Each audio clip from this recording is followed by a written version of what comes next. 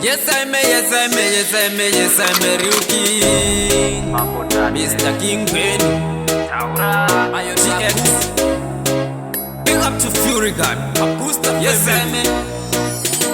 Waingonzi panda famba beze waingoni jira unoti ndinobiwa nani kutopinda peso chende jira mudiwa ndakusuwa unoti ndinobiwa nani waingonzi panda famba beze waingoni jira unoti ndinobiwa nani kutopinda peso chende jira mudiwa ndakusuwa unoti ndinobiwa nani.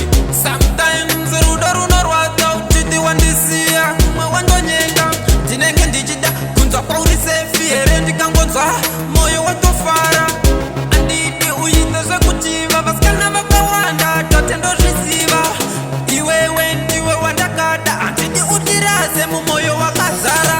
Waingonzi pandafamba pese waingondichira unoti ndinobiwa nani kutopinda peso chendichira mudiwa ndakusuwa unoti ndinobiwa nani.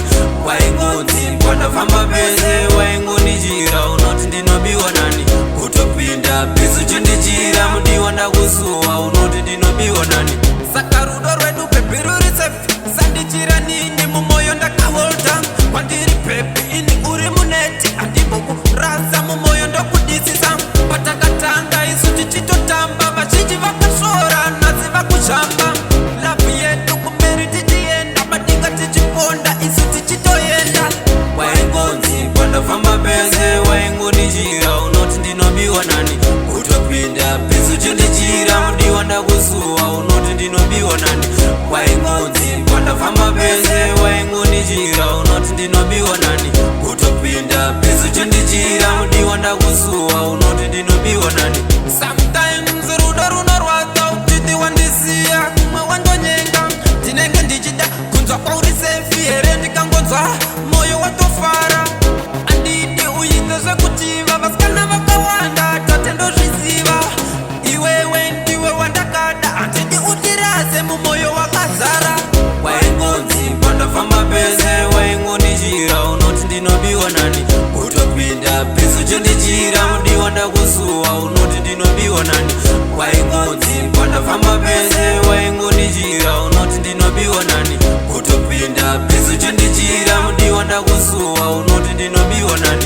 Saka rudo rwedu pepi ruri sefi sandichira nini mumoyo ndakaholda kwandiri pepi ini uri muneti handibokurasa mumoyo ndokudisisa patakatanga isu tichitotamba vazhinji vakashora nhasi vakushamba lavu yedu kumberi tichienda madinga tichiponda isu tichitoenda. Waingonzi pandafamba pese waingondichira unoti ndinobiwa nani kutopinda peso chendichira mudiwa ndakusuwa unoti ndinobiwa nani. Waingonzi pandafamba pese waingondichira unoti ndinobiwa nani kutopinda peso chendichira mudiwa ndakusuwa unoti ndinobiwa nani. Rock me baby.